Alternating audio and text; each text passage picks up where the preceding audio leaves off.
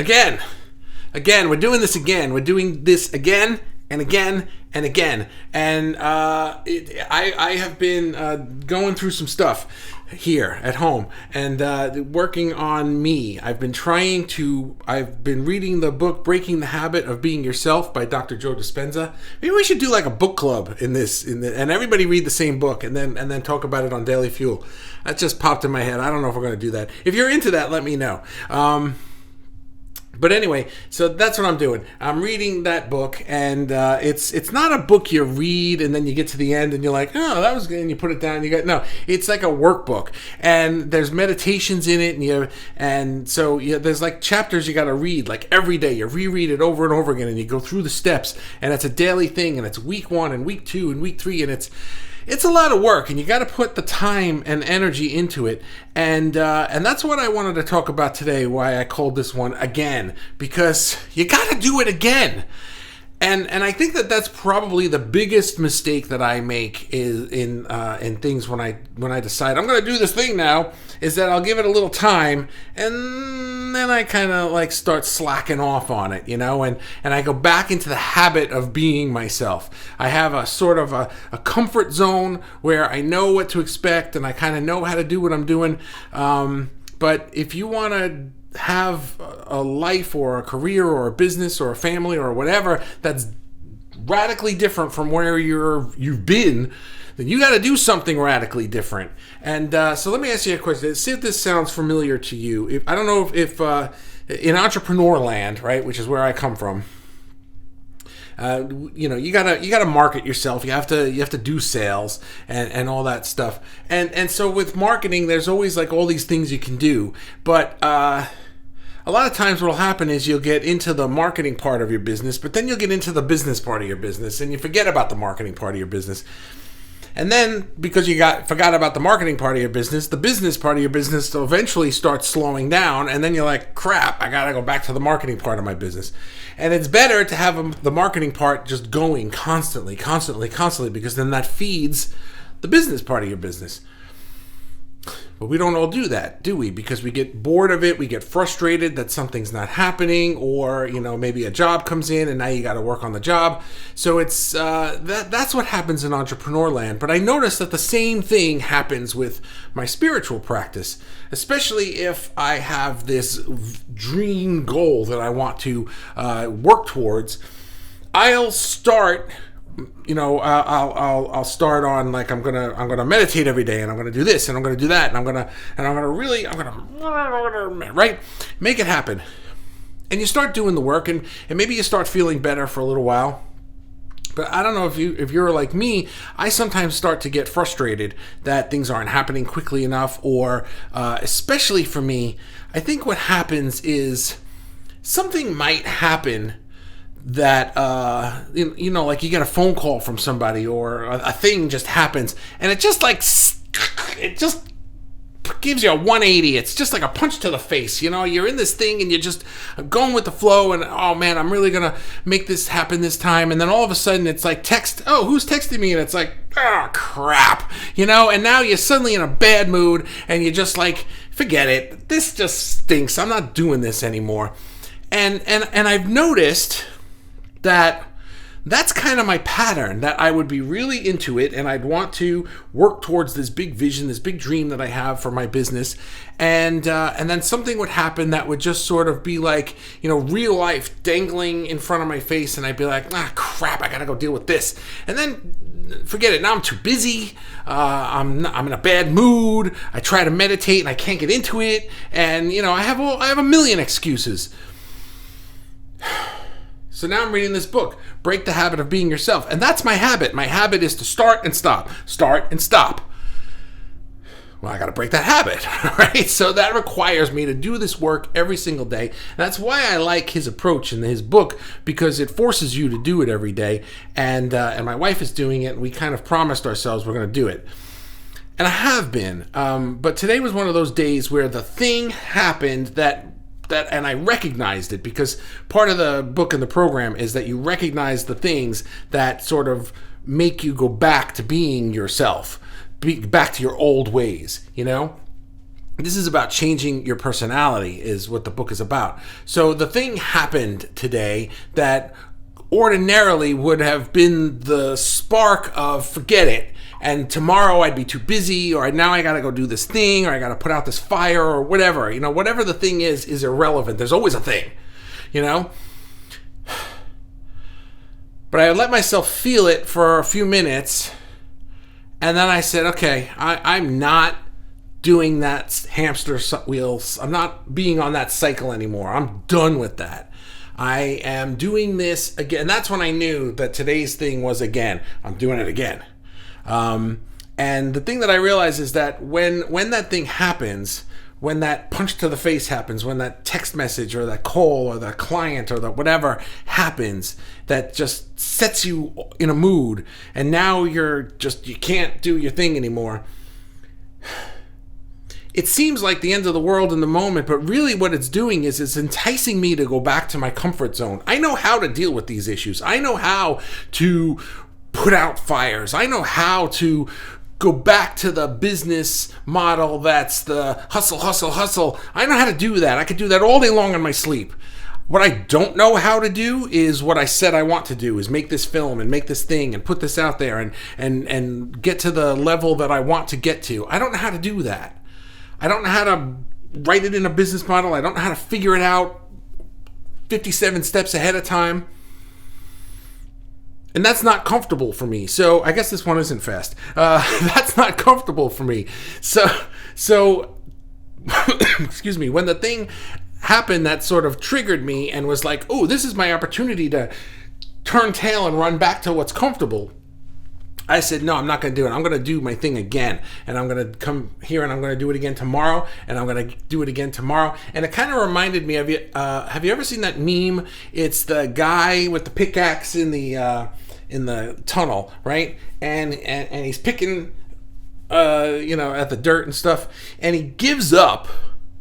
He just digs and digs and digs, and then he gives up. He's like, forget it, there's nothing here. But we, the observer, can see beyond where he's dug, and there's all this gold and diamonds and stuff like that, that if he just went another couple of feet, he'd have gotten there. And I feel like that's me sometimes, that I find an excuse to just, I'm done. This isn't working. This is too frustrating. I'm going to go back to what I know how to do. And then I get back to what I want to do, or not what I want to do. I get back to what I know how to do. I get back to that comfort zone. And at first it feels right. It's like, I know this. I'm comfortable here. This feels better, And then I go through that, and it doesn't really take me long to realize, this just stinks.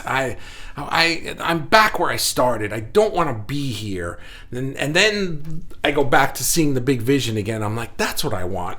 And then the whole darn cycle starts again, Well, I'm proud to say that today the thing happened, and I did not go back to my comfort zone. I stayed here, and I'm staying here, and get used to it. Okay, let's, I keep hearing the boops, so let's go to the comment and see what you guys have to say. Holy crap. This is a lot of comments. Okay, let's, all right, Deb's here, Robin's here, Turkey, David's here. I said hi to you guys. Hello, Robin, good. Let's get to Kelly's here. Hi, Kelly. Sorry, I'm out of the loop, half asleep. Yeah, well, you're in Canada, so, in the U.S., Thanksgiving is next Thursday. Robin, thanks for letting me know I'm here. Yeah. I know. I understand it's difficult to know, like, am I live? Am I not live? It's not like it's clearly obvious. I don't know. But yeah, if you're commenting and I'm skipping your comments all the time, I'm not skipping anybody's comments on purpose. You're not here. You're watching in the replay, in that case. So you're not a cat person, Bobby? No. Book sounds interesting. I'm always interested in learning more. It's a really good book. And just about any book by Joe Dispenza, or even his videos, anything from that man is very interesting to me. I really like his approach to stuff. If you don't mind telling us the name of the book, yes, it's Breaking the Habit of Being Yourself by Dr. Joe Dispenza. I keep saying I'm going to link to it, and I always forget. I want to get like an Amazon affiliate link and just dump it in the group somewhere, but I always forget to do that. But you don't have to wait for that link. If you want to buy it, go buy it. Kelly says, meditate again, create again, forgive myself again, expand again. Yes. Deeper into the center we go, around the spiral again and again. Yes. Again. It requires effort and it requires consistency. I could have called this one consistency of effort. You got to do it again, and you got to do it again, and you got to do it again, because you can't break a habit by doing something once and feeling good and being like, yeah, I'm never going to do that habit again, because it just takes a slight little thing to put you right back in your old habit. You have to work at it and work at it and work at it and keep chipping away at it until this new behavior pattern, this new way of thinking, that becomes the habit. Then that thing can happen and I'm going to laugh at it. It's not even going to faze me, because I'm no longer in that headspace where that would bother me. I can think of things that I've done in my life like that. There are other aspects of my life, things that bothered me when I was in college, that there were things back then in my life that I thought were the end of the world, that now if that popped up, I'd be like, who cares? It doesn't matter to me anymore, because I worked through it. But this one seems to have stuck, and I got into a rut, a pattern where it's like, my business does well enough, but it's not the work that I really want to do, and it's not at the level that I really want it to be, and I know that I can do it, and it's frustrating when I give up too soon. So that's what I'm talking about. Robin says, because I've done some work on my part, on part of my stuff, which was successful, but I have a different bunch of stuff that needs work. I think that's everybody's story, and I think that's normal. We shouldn't kick our own ass for that. I am the king of kicking my own ass. It's like, not only do I do that and then I realize I do it, then I get mad at myself for doing it again. It's like, nah, that's part of the habit. Be nice to yourself. Be easier on yourself. If you mess it up, you do it again. That can also be what again means. It's like, okay, I messed up. I'll just start again. Whoop-de-doo. That's what we have to do. Deb says, yep, I have no patience. Well, yeah, patience is a tough one for me. Robin says, I often like to retreat back to my comfort zone. Need to work on what feels uncomfortable to move forward. It's true. I mean, it's so cliche, but there's nothing that you want in your comfort zone. Everything that you want is outside your comfort zone. And those words can sound hollow when they're not put into context. But here's the context. Our brains are going to constantly try to put us back in our comfort zone because we're comfortable in our misery. In his book and videos, Dr. Joe says, it's even scientific. Like, they can measure the hormones that your brain and your body produce during different things of stress, and we get addicted to those hormones. So now, as I'm meditating and doing the spiritual work and moving into this bigger and grander vision, I'm no longer getting those hormones that I'm addicted to, the stress hormones, and I'm addicted to them, and we all are for different things. So I invent things to get them, and then I go, this can't be right because it doesn't feel normal. I'm used to feeling like crap. Now I feel great. That can't be good. So, yeah. Forward. I read that right. Robin, Break the Habit of Being Yourself by Dr. Joe Dispenza. Good evening, Bobby. Hi, Marsha. How are you? Robin, silly question, Bobby. But you said you can see the hearts, but can you see the other stuff, like smiles or only the hearts? I can see everything. You know what it does is I have this little window. I wish I could show you the window, but I have a box on the corner of, it's over here on the corner. I have a box with the comments, and out of the top of the box, if you hit the heart or something, it comes out the top. I just say the hearts but I see them all. David says, David, I've been working on the uncomfortable stuff and become happier because of facing it. I know we are all different, but I believe it can get easier if you make the effort. I believe that also. It can get easier. I think there's this hurdle to get over. It's kind of like when you're learning a new skill, right? Or any new skill. At first, it's like, oh my God, this is so hard. And I don't want to do it. You know, like when you first were learning how to drive, I remember it just seemed like I'm never going to get this down. There's too many things to remember to do. And now I don't even think about it. You know, it becomes second nature. Your subconscious gets the hang of it, and then you can do it without really thinking about it. And that's why these things are so easy to slip back into, because your subconscious is used to doing it, but now I'm trying to use my conscious thinking to do this other thing, right? Like, let's just say driving. It's like, oh, the turn signal's over here. Which one's the windshield wipers? And blah, blah, blah. Because it's my first day driving ever, right? It just seems like it's too much. And now a guy is right next to me and he's honking his horn and giving me the finger, right? And it's like, oh my God. And, right? But so it would be so easy to just be like, forget it. I'm going to take an Uber, or somebody else can drive me, or I'll walk. It's not that far, you know? And then you just don't want to do it. But eventually, now imagine you're driving a certain way and you're going a certain way all the time, and then it just becomes your subconscious. You don't think about where all these things are. You don't think about the route anymore. You've driven this way 100,000 times.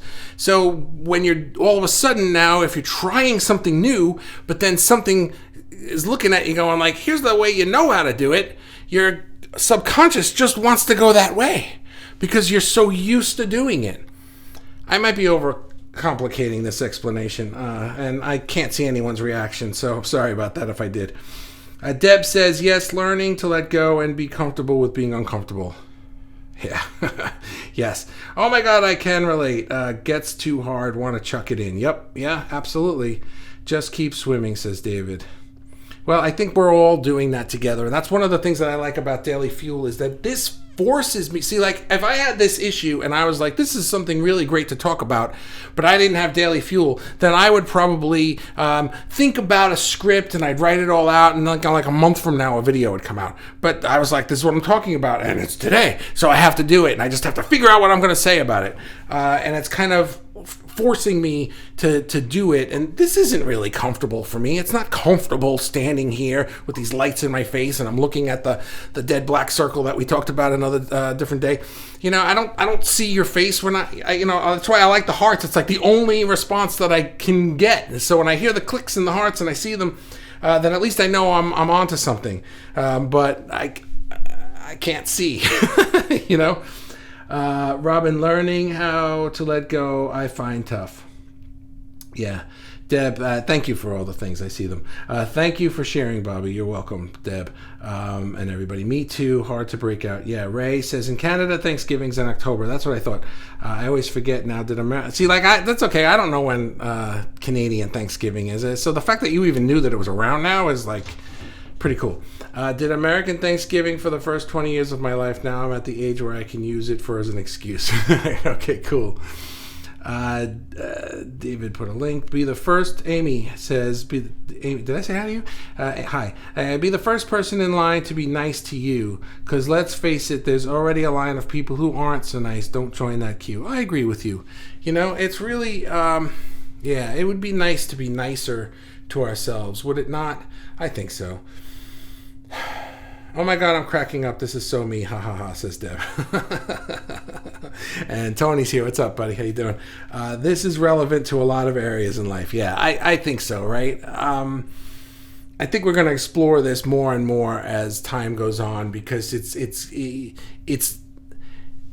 you have to just keep going. You do have a choice, and that's the problem, is that the choice is you could say, I give up. But Laura said it to me this way today. She said, you're grabbing onto consciousness, and imagine it like it's this ride or something, and I've grabbed on, right? And now it's going, and I'm not used to how I'm gripping it, and I'm holding on to it, and it's going, and it's taking me where I want to go.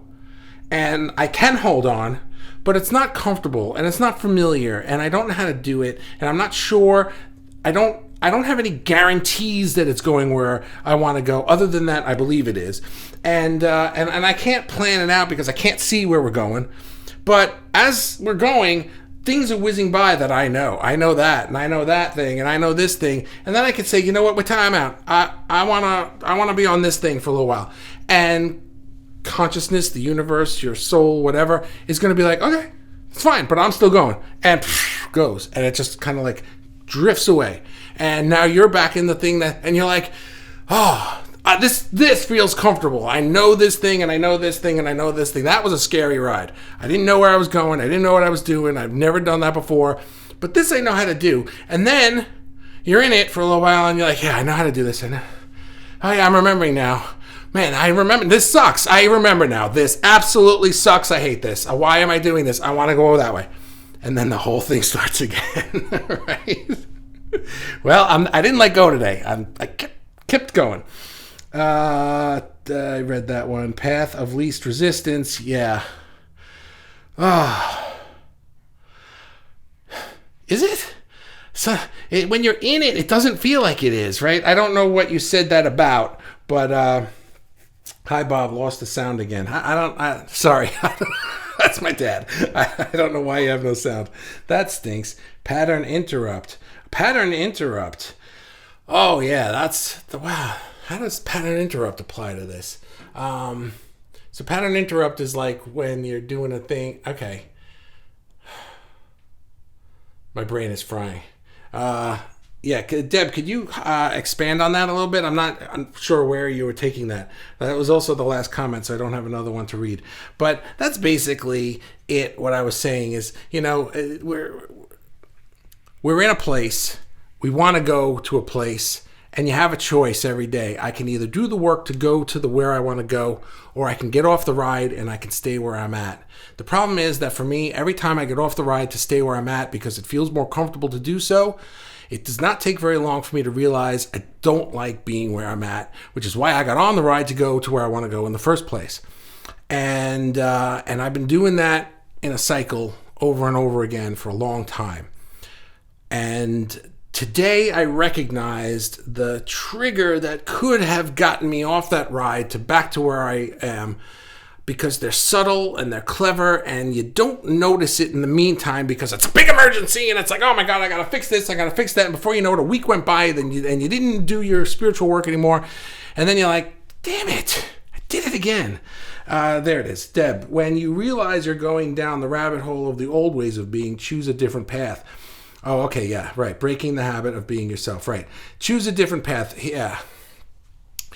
So in part of the process of within his book is to go through the steps of, like, you narrow it down until you understand the emotions that you feel that trigger you, the patterns of thought that you have, and then when you recognize those happening, you can literally say to yourself out loud, change. And that's sort of like a sign to yourself, or a little remembrance to be the observer, be aware again.